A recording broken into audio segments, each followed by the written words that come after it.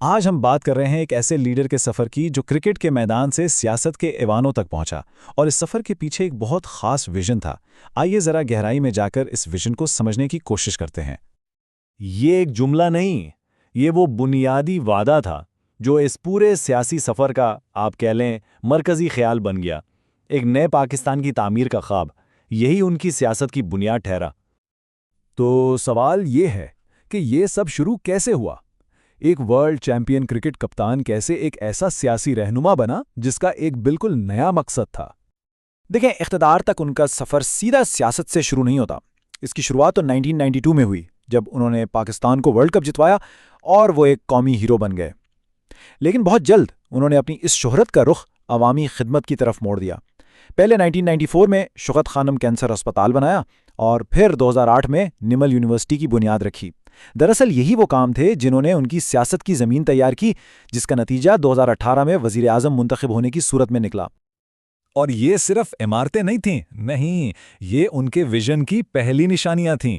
شوکت خانم ہسپتال اور نمل یونیورسٹی کو اس بات کا ایک ٹھوس ثبوت مانا جاتا ہے کہ عوامی خدمت کا جذبہ ان کے سیاسی عزائم سے بہت پہلے کا ہے۔ پھر جب وہ 2018 میں منتخب ہوئے تو ان کی سیاسی منصوبے کو ایک خاص نظریے کے گرد بنا گیا، اور یہ صرف کچھ پالیسیوں کا سیٹ نہیں تھا، بلکہ اس کے پیچھے ایک پورا فلسفہ کام کر رہا تھا۔ اس نظریے کو نام دیا گیا ریاست مدینہ کا۔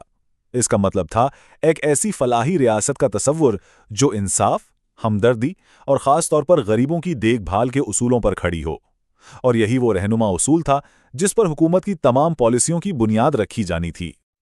اچھا، تو اس فلاحی ریاست کے ویژن کو حقیقت میں بدلنے کے لیے آخر کون کون سے پروگرام اور منصوبے شروع کیے گئے؟ چلیں ایک نظر ڈالتے ہیں۔ اس ہمدردی اور دیکھ بھال کے ویژن کو عملی شکل دینے کے لیے کئی بڑے سماجی منصوبے شروع ہوئے۔ ان میں سر فہرست تھا احساس پروگرام، جس کے ذریعے لاکھوں غریب خاندانوں کو براہ راست مالی مدد دی گئی۔ پھر تھا صحت کارڈ، جس کا مقصد ہر خاندان کو ہیلتھ انشورنس دینا تھا۔ کسانوں کے لیے کسان کارڈ لایا گیا تاکہ زراعت کی ریڑھ کی ہڈی کو مضبوط کیا جا سکے، اور راشن ریلیف پروگرام کے ذریعے بنیادی کھانے پینے کی چیزوں پر سبسڈی دی گئی۔ یعنی ہر پروگرام فلاحی ریاست کی تعمیر کا ایک ستون تھا۔ لیکن یہ ویژن صرف لوگوں کی آج کی بھلائی تک ہی نہیں تھا، نہیں، اس کا دائرہ کار پاکستان کے ماحولیاتی مستقبل کو محفوظ بنانے تک پھیلا ہوا تھا۔ اس سلسلے میں 10 بلین ٹری سونامی مہم شروع کی گئی۔ 10 ارب درخت لگانے کا ہدف، سوچیں ذرا، اس بڑے منصوبے کا ایک ہی مقصد تھا: آنے والی نسلوں کے لیے ایک سرسبز اور صاف پاکستان۔ اس ویژن میں معیشت کو جدید بنانے پر بھی بہت زور دیا گیا۔ ملک کی سب سے بڑی آبادی یعنی نوجوانوں کو بااختیار بنانے کے لیے کامیاب جوان پروگرام شروع ہوا، جس کا مقصد روزگار اور کاروبار کے نئے موقع پیدا کرنا تھا۔ اور ساتھ ہی ساتھ راس سسٹم، جو ایک فوری ڈیجیٹل پیمنٹ سسٹم تھا، اس نے پیسوں کے لین دین میں ایک انقلاب برپا کر دیا اور اسے سب کے لیے تیز اور آسان بنا دیا۔ اچھا، یہ تو ہو گئی ملکی پالیسیاں۔ اب ذرا مڑ کر دیکھتے ہیں کہ اس ویژن کو بین الاقوامی سطح پر کیسے پیش کیا گیا۔ عالمی سطح پر پاکستان کچھ خاص مدعوں پر ایک بہت مضبوط آواز بن کر سامنے آیا۔ کشمیر کے مسئلے کو ہر فورم پر مسلسل اٹھایا گیا۔ اسلاموفوبیا کے خلاف ایک عالمی مہم چلائی گئی، اور ان سب کے مرکز میں تھا انصاف کا پیغام، جس نے پاکستان کو دنیا بھر کے مظلوموں کے وکیل کے طور پر پیش کیا۔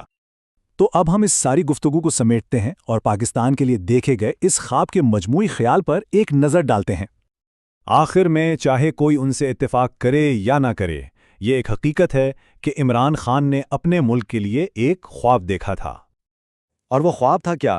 وہ خواب تھا ایک ایسے پاکستان کا جو خود انحصار ہو، جہاں انصاف کا بول بالا ہو اور جو عوام دوست ہو۔ یہی وہ 3 بنیادی ستون تھے جو نئے پاکستان کے تصور میں شامل تھے۔ تو آخر میں یہ ایک اہم سوال ہمارے ذہنوں میں رہ جاتا ہے کہ کسی بھی خواب کا مستقبل کیا ہوتا ہے؟